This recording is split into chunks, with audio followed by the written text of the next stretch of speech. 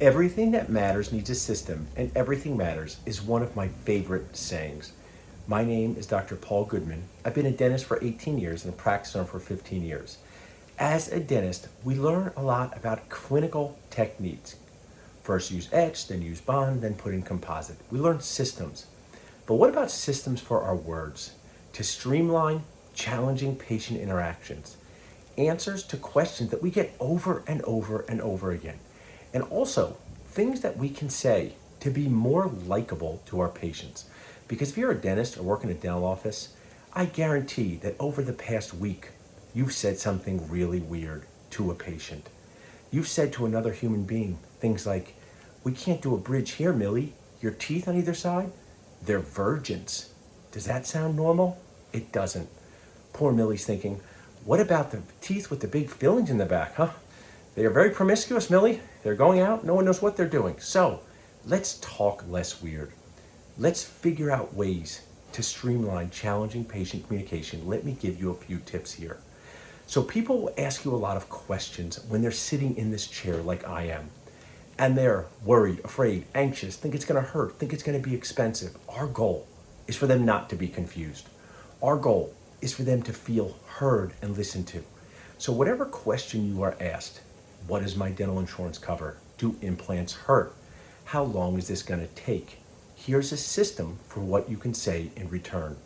A checklist for words. So let's model this. What does my insurance cover? My sister's insurance cover 33 veneers. Does my insurance cover 33 veneers? And you want to be like, I think your sister's a liar because there's only 32 teeth. But instead you say this. That's a really good question. A lot of people ask that. That's a really good question. A lot of people ask that. Or, that's a good question. If I were you, I would want to know that too.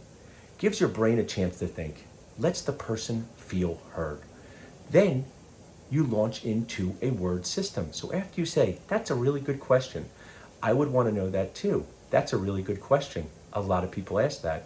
Say, the way it works is. So we'll go back to, what does my dental insurance cover? That's a really good question. A lot of people ask that. The way it works is. Now you're going to fill in the blank with a patient-friendly term to describe dental insurance. What could we use to describe dental insurance?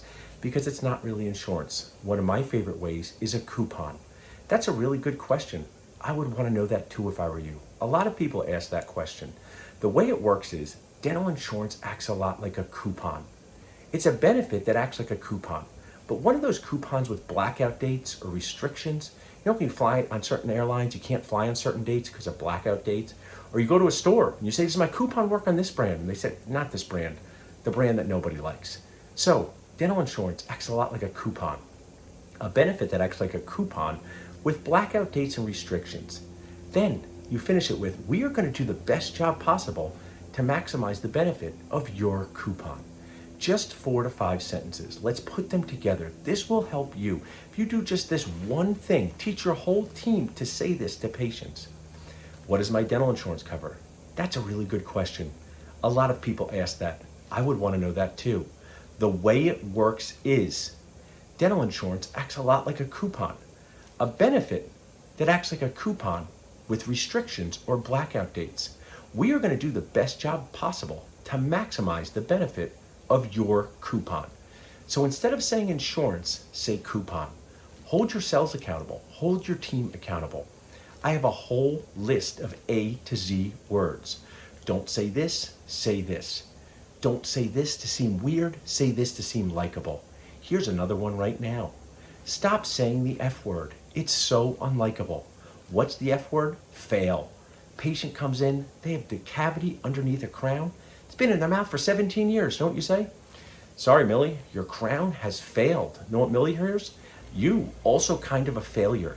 We're taught in such a toxic, negative way. As dentists and humans, we don't even know how to celebrate success. We're really weird. 17 years, here's a golden word tip. We eat 1,000 meals a year. Soon as work in the mouth fails, but don't say fails, I'm gonna give you the word for that in a second. Look in the chart and say, that's been in your mouth for 12 years. We eat 1,000 meals a year. That's 12,000 meals. I said this to a patient. You say, you know what? You're right. That makes me feel better. Isn't our goal to make people feel better? A car that lasts 17 years we would be proud of. Say it's 17,000 meals. It looks like a cavity, has snuck underneath the crown. Just like turning over a rock in a forest, things get underneath it, no matter how good a job you do taking care of it. What we need to do now, but I don't say need, I'm gonna say this, say need, a word for need in a second. What happens now is it's time to replace this crown. Don't say fail, say replaced. And if you really want to drive home some humor and likability, say, it's time for this crown to retire. We're going to replace it.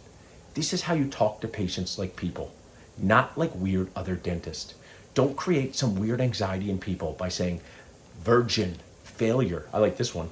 Hopeless prognosis. For number 18 with bone loss, is that a little dramatic? You have to say, hopeless prognosis is devoid of all hope. Stop it. Dial down the weirdness. Dial up the likability. So in this video to review, don't say virgin, just so weird. No one's comfortable hearing the word virgin. Just say tooth without a filling. Don't say fail. Instead say time to replace and retire. I don't say need, I say would benefit from. You need scaling and root planing. So it says you need a crown. This tooth would benefit from a crown. It's like a hard hat for your tooth, thanks Dr. Todd Fleischer, my friend, or a case for your cell phone. My brother uses that one. This tooth would benefit from. Your mouth would benefit from. Your bite would benefit seeing like a prosthodontist who specializes in how teeth bite together. Talk to patients like people. Don't say fail, say replaced. Don't say hopeless prognosis. Say not a good chance of working out well.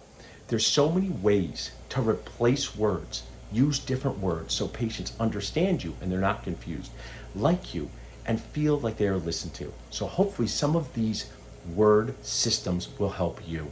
I have a whole A to Z for this. I work with my team, I'm training my team. You're not going to change all your words in one day, but you want to know the best thing about changing words? Ready, dentist? Ready? Dentist, it's free, no overhead, just your words. I love CBCTs, but they cost money. Words don't. CBCTs are awesome. Change your words, enhance your words. ABC, always be communicating. Use the ABCs, come up with some of your own in your office. If you do, let me know. I'd love to know about them. Hopefully some of these have helped you. Remember that system. That's a good question. I would want to know that too. A lot of people ask that. The way it works is dental insurance works a lot like a coupon with benefits. These coupons, your dental insurance coupons, have restrictions like blackout dates. But we're going to do the best job possible to maximize the benefit of your coupon. Changing how we talk to patients can change your life in the best way. It can make you more successful, it can decrease stress, and it can definitely reduce the number of times you feel like crying inside a day as a dentist and human.